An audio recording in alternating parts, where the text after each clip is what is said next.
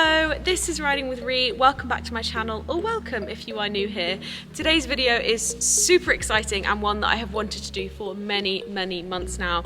We are heading to Wiltshire to interview Libby Seed, an amateur event rider who was one of the youngest competitors to go around badminton this year and did it all alongside having a full-time job in medical sales. Now, when I set up this interview many months ago, I thought that it was going to be all about how to balance such a high level of competition alongside a full-time job. Like, how do you do that? And to a certain extent, that is exactly what this interview is. But as I spent more time with Libby at home and then later in the day at a competition with her top horse, what was becoming profoundly obvious to me and interesting to me was this idea of the winner's high, the idea that you could work your whole life towards this one big event, and what happens when you achieve that. You know, there were some really interesting choices that Libby had to make, and I just found this whole day really interesting, and I really think you're going to enjoy this interview and find it really interesting. So if you're doing some last minute present wrapping or you're doing some housework or whatever, pop this one in the background. Let's jump in the car and I'll meet you in Wiltshire. Let's go. Upon arriving at Libby's home in Wiltshire, I found her characteristically schooling one of her young horses in the field opposite the house. This particular space had become somewhat of a point of fascination for people. The idea that somebody who schools in a grass arena could make it all the way to badminton was something that people found incredibly interesting about Libby, and I was excited to meet her and learn more. Hello! Hello! What a welcome!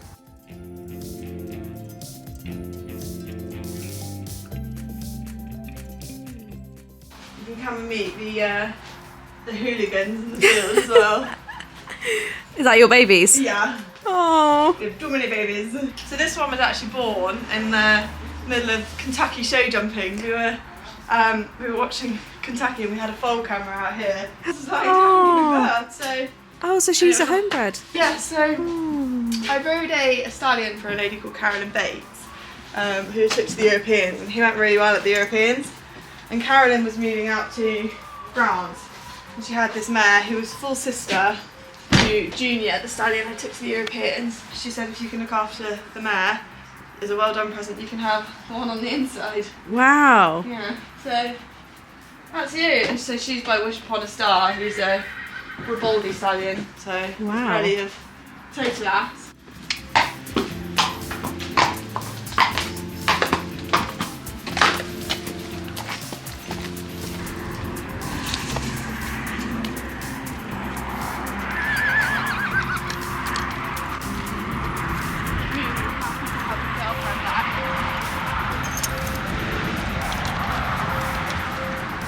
The babies get clipped because they live out.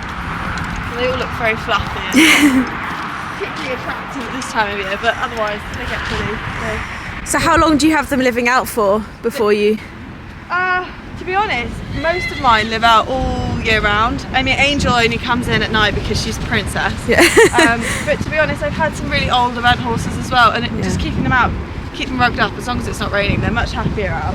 Yeah. And they've got all their pals out here, and they've got the hedge on that side. You know, if it's peeing it down, they all come in and get pampered, and we don't leave them out in the rain. But when it's dry, I think they're better to be out and walking around. As long as they're warm and they've got food, they're much happier out. So, do you want to come and meet Alfie, Angel's baby? It's so funny because they've all grown up in the same situation. You know,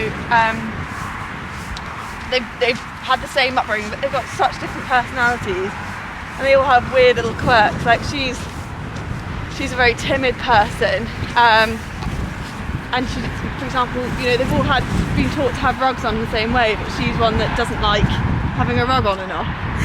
She's just a lot more sensitive. Whereas Mooney thinks it's a great game to go and pull everyone else's rugs off. I mean, he is literally 15.2 at a push, but thinks he's about 19.3. We bought him actually as a 6-month-old foal to be a companion for Whisper, because she was obviously born here. And we picked him, you know, he was trotting down the road in front of his mum saying, "Look at me go," the whole way. So, and he was the first one over to us in the field, and out of a load of mares and foals, and he just wanted to come home with us. And he actually, as a 3-year-old, I thought, oh, he's not going to be big enough, I'm going to sell him. And then I took him loose jumping, and he was off the ground, and I was like, but maybe we'll give it a go then. Alfie is the complete opposite of Mooney, where he thinks he's 15 so he's always this far away from your face, as you'll probably see in a minute. Oh. So this is Angel's baby. He's an embryo transfer. For my 21st birthday, I didn't want any presents. I just wanted some money to put towards my embryo transfer. And then we got you out, and he was so ugly when he was born. Honestly, his head was about this long. It was like the same size as his body. But he's such a good-looking boy now, aren't you? Yes. Oh, he's gorgeous. Yeah. And actually, he's just been backed and been turning them away now, getting got one up top the same. And he went away. He was such a thug when I got him off the lorry, and he was walking all over the place. And actually, I was like, I promise he's not always like this. It's just because he's leaving home for the first time, and they didn't want him to come home. So he's such a nice person, which he is. He's such a lovely person. You have to want to keep them and look after them and love them, because it doesn't always go right with competition, does it? So they've got to be part of your family more than anything, which all of these are. Mooney's really jealous now that you're over here, aren't you, Moon? He's like, excuse me, I'm the centre of attention. This is Dad Hunter, Mary. I have great fun on her, just, you know, hacking around. And she's been great with the babies, actually, because they do all their water training in the puddles around the back, and it took us quite a while to get the chestnut mare into the puddle. Mary just stood there like, what's the big fuss? After meeting all of the horses, Libby invited me inside for a cup of tea and a catch-up, and immediately on walking through the door, I saw mementos from badminton and her competition life everywhere, and it was clear how much the event had meant to her and her family. You get to see it every day now. I know. So this is the first time you've competed in how long? 4 months. 4 months, yeah, since Scatcombe. She had a really good test there, to be fair. We need to get milk to baby on there. And cash. And what? Cash. Do you have red or blue milk? Either or. Don't mind. Hello! Come here. Oh, she wants a new person. Okay, you're way more interesting than me. With our cup of teas ready, Libby and I then sat down to talk about her life, balancing the horses at such a high level alongside her full-time job. Hello, me. Hi! I'll just eat one and I'll have the other one afterwards. Would you like to go first? What's your favourite thing about Libby and you? She gives me some for dinner. Oh. So, I guess tell me a little bit about everything before badminton, so starting riding and everything, and then let's sort of go from there. So both my parents rode, so when I was younger it wasn't really an option for me not to, because if they were out riding and exercising horses I had to come along and be strapped to one of the big horses so they didn't leave me at home. Can you focus on that? Yes. Oh my goodness. She really wasn't kidding about riding before she could walk. That's Claude. My dad was master of the Avonvale, and he was huntsman, and my mum was a master, so I grew up hunting and I loved it, and I think that's where I think hunting and eventing have such a big link because of the going cross country, etc. So I started that, and then I started in the pony club. I think I was 5 or 6 when you start going to pony club, and then when I was 16 we then looked at doing the FBI pony things, and I was very lucky. In my final year I got to go to the Europeans and we won team gold, so that was a mega year. We tried to do juniors. It was a bit unfortunate really. I had one really nice horse, but for one reason or another he never got selected. Show jumping wasn't always consistent, but yeah, that was a bit disappointing actually. I was reserved 3 years in a row, twice for juniors and then once for young riders, and that was so demoralising being that close 3 years in a row. And then after those 3 years of being a reserve, I got to go for young riders on a stallion who I actually went to go and look at breeding the future of my eventing career. I went down to this stud and I was offered the ride on the stallion, and he was the one that took me to the young rider Europeans, and he came from the same place as I got Angel. So yeah, nice. Yeah, Caroline imported Angel as a foal. I got her into sell as a 5-year-old, and then Always the way. go from there. I had a lot of questions from my followers. Obviously you have a full-time career in medical sales, and you went to the University of Exeter before you did that, so you really did have like a non-horsey career. And a lot of people on my Instagram were asking, are you planning to go pro? And I guess correct me if I'm wrong, but from the interviews that I've read so far, it feels like actually, you know, seeing your Instagram, seeing all your travelling and seeing the way that you talk about the sport, you actually quite like having a little bit of distance between, I guess, your whole life and then the sport itself. Would that be fair to say? Yeah, absolutely. I do like having my career, and but it's hard, you know, when you're trying to fit it around and you never feel like you're fully committing to one or the other. But actually, in a way, it's not the worst thing. You know, I think I said when I was at badminton, if I have a terrible day, it's nice to be able to go out and completely switch off. There's only 2 times that I feel like I completely focus on what I'm doing.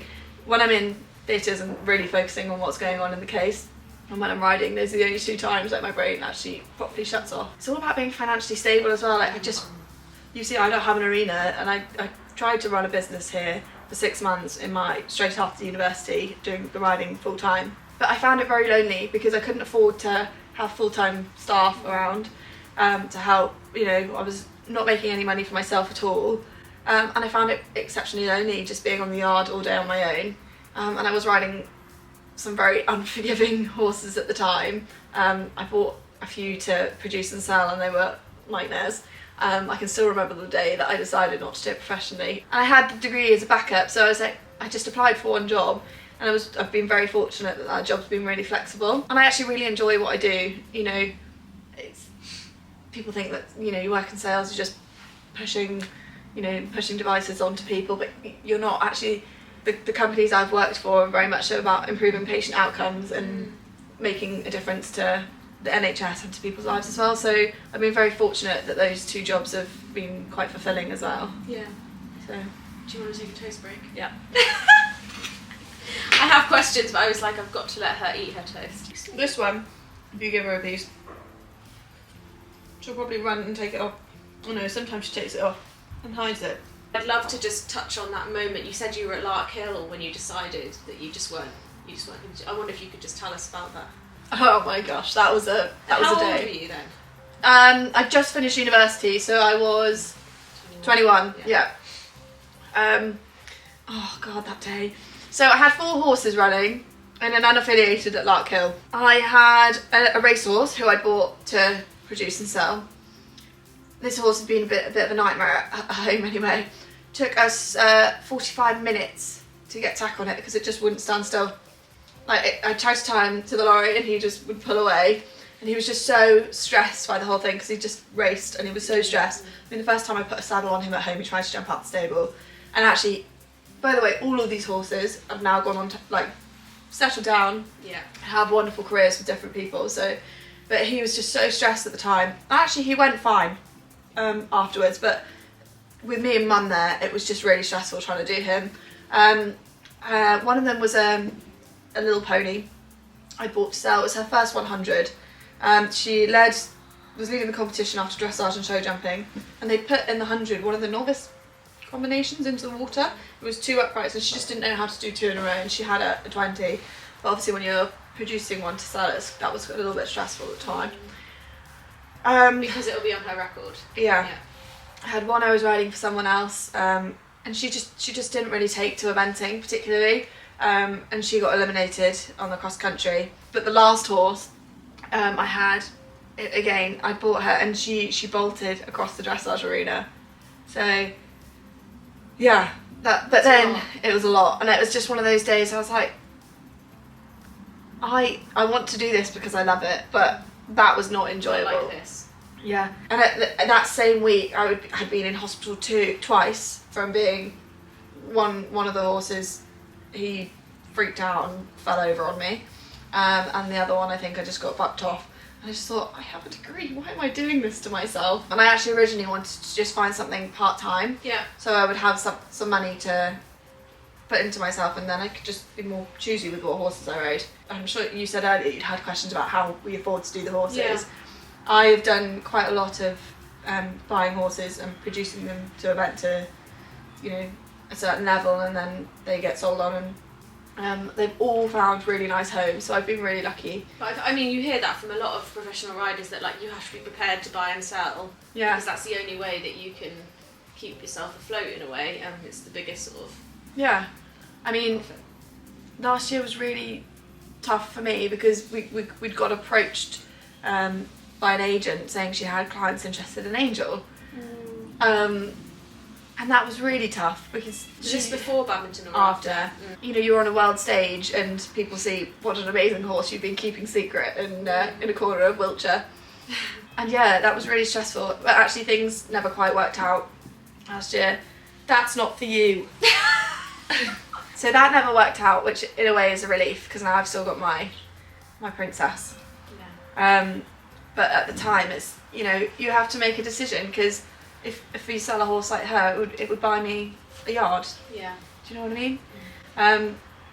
But at the same time, what's the point in having a yard without a horse like her in it? Yeah, it's, yeah, I can see your dilemma. It's sort of like if you sell your top horse, you have to start again. But if you sell your top horse, you can go for the next however long. Yeah. That's hard. Yeah. But that is horses, and that is the reality. And with lovely mum, Shout out to mum and dad. Shout out to mum, yeah. Mum literally runs the show. I might be wrong with this, but the actual event season starts around March. I want to say. So you are, where are we now? December. So we've got 4 months. Most event horses would sort of come in around November and do their sort of road work, walk work then, and then when you're in the event season it's really hard to take things apart and fix them. Do you know what I mean?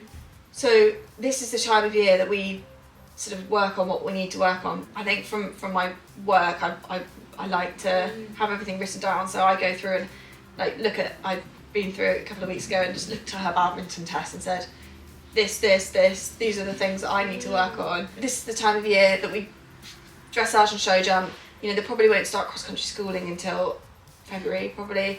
And the sort of hill work and the canter work will come in January, February. But when you've got the event horses, you kind of pick an event. So, for example, if you've got badminton in beginning of May, you look at badminton and you work backwards to sort of January. Because what you want is them to peak at the right time. Right, it's completely different if you want a horse to be fit for badminton or you want them to be fit for Bramham 6 weeks later. Of course, yeah. So you always have to have a plan A. Nice. So, and do you have an event next year in mind? Badminton. Yeah, that's plan A. Okay, final question because we have to get ready for this event. Just talk us through like a typical day. So you said your work is quite flexible. How do you fit in the horses and the work and your apparently great social life according to your Instagram? Such a stalker. I'm so weird as well because one thing I really prioritise now is sleep because listen, sold. Yeah. I'm like 8 hours or nothing. Yeah. Honestly, I've had, because we had the Horse Hound Awards this week and then I had work. Congrats by the way. Thank you. Low-key dropping that in. Yeah. And I also had a work event night before last, and if I'm getting sort of 5 hours sleep a night, I just can't concentrate. I like to be on the ball all the time, so how many hours too. But typical day, let's say I'm sort of going to be in the hospital for 10 o'clock. Yeah. I probably get up at 6, half 6, and ride in the morning. If I'm riding in the morning, most of the time it will just be at home. So I had school in the field, and I've got a lady now who's helping mum out because she's struggling a little bit doing all the horses at the moment. So she might help tack one up for me, my last one, because she wouldn't come in until sort of 7:30. So I get as many done in the morning as I can, and you have to prioritise. Like, the horses don't care whether they have a day off, 2 days off, 3 days off. You know, they don't care, and I'd actually rather do a good job on 2 of them than I would try and cram 3 of them in. So just try and ride as many as I can in the morning, go to work, and then to be honest, I'm just trying to get really into the gym as well. Nice, I love that. That actually was one of the questions was around your fitness, your own fitness when you're an eventer, because I think, you know, if you've ever cantered across a field and you haven't done it in a while, you're like, oh my god, this is really hard, so I can't imagine going around badminton cross country. I actually have to work quite hard on my fitness as well, because I'm not a naturally fit person. What do you do? Can you drop some hints? Give us some tips, please. I go to boot camp twice a week. Oh my god, I love that. Well, I hate that, no, because that's not the answer I was hoping for, but... It's actually, I love my boot camp. They put great music on, and I always have a joke with the... Excuse me! Bop, come here. Misbehaving. No, we're not. But I always have a joke that I just go for the music because I'm just there having a little dance, and it's actually so much fun. I feel I am really lucky that I've got mum. We just try and make everything as easy as possible. You know, I mean, I was having a conversation with a friend the other day. It's nice for us to change them into nice stable rugs and make sure that they're like that, but they're happy in their New Zealand, they don't know. And you said you keep all of your babies out anyway, which isn't just for that, but you know, it's easy. They live out and they have their hay in the field, and you know, we have a lady who comes in and helps poo pick, so that keeps the fields tidy and stuff. And I do have someone now who helps Mum, and Mum is like yard manager, but this lady comes in and helps muck out and keeps things tidy, because I'm not necessarily the most tidy person. I'm always going around like a whirling dervish. Who is Kelly? She's our lady that helps in the yard. She's just a bit of grooming. She just helps Mummy. Yeah, she's my arms and legs, and she does everything. Makes the feeds ready for me, fills the hay trailer, gets everything ready. So. You probably haven't seen Mummy whizzing around on her quad. No, so that's how I look all the forward to horses it. get fed. You know, saying about making things easier. Yeah. Mummy sits on the quad, all the feeds are made, and just put one feed out, one feed out, one feed out, and then hay on the way down, and then go back up and pick the buckets out. With hay on. Oh, I see. And this is all the work of all the organisation. Yeah. Oh, very good. Very tidy and accessible. Just how you want it, Yeah. making things easier. I know you've got Angel ready for this event, so I'm really excited to come with you. Yeah, Let's do it. And like, see like a raging bull. She's just a normal pony. She just jumps quite high. What a humble way of looking at it. How are you? Going to a party?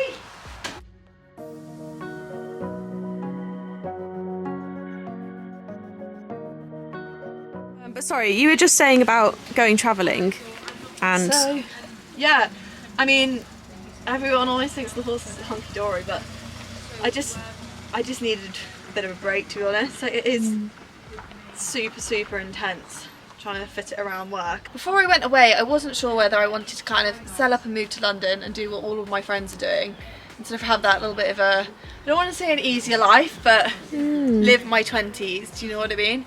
And I was away and I was watching World Games, and then I was watching Burley, or I just watched Burley, and then Poe was on. I was like, while I was away as well, I was talking to people and talking about my eventing and finding out what other people do, and I was like, actually the thing in life that I do love the most is the horses, and there's just no way that I really want to give that up. And I think just getting that bit of distance and perspective was really helpful.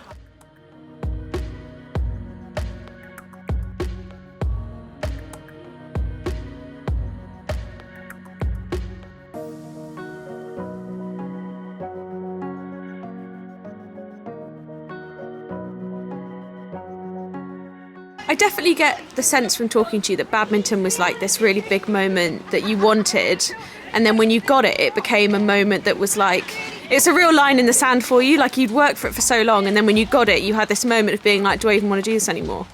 And then you had to kind of figure that out. That's kind of exactly what happened. Like, all I ever wanted to do was badminton. Like, ever since I was a little girl. Like, the team stuff was kind of like a stepping stone towards that, but badminton was it. And like, as an amateur, like, it doesn't really get any better than jumping double clear around your first badminton. And then you kind of consider like, well, what do I want from this and from life? Like, do I want to, like, the only way to really go up from that is to try and do better, become based, and I don't know, it's just trying to really work out whether you want to do it again, like, and do better, or do you want to have a bit more of a normal life. Did you get, you know, I know it's not quite the same, but it may as well be. People talk about like the whole winner's high from the Olympics, and then after they're like, I don't know what to do now. Literally. Yeah. So it was so weird. And I actually found it really awkward, like afterwards, like everyone knows you've been there, and it was the only thing people wanted to talk to me about, and I kind of felt so weird about it. Now I'm part of that too, whoops. Yeah. No, you're absolutely fine, and I've kind of got over it now. But yeah, you're like, that's not my whole... It's not my whole self. Yeah. But also, it's like, I don't think I'm that interesting. Like, when everyone all of a sudden like knows where you've been and what you're doing, and they're like, how have you done it alongside work? Like, you did so well. Like, you jumped down clear around your first badminton. I was just like, oh, yeah, I didn't I? That was a bit crazy.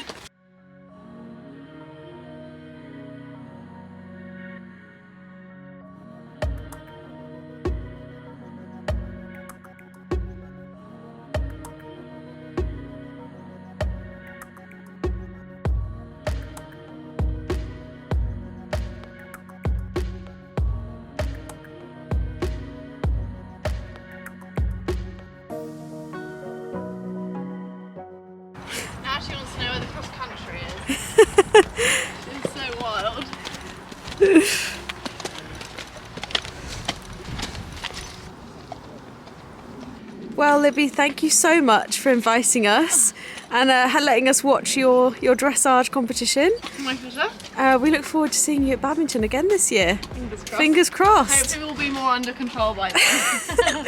Well done, Angel. You had fun, didn't you?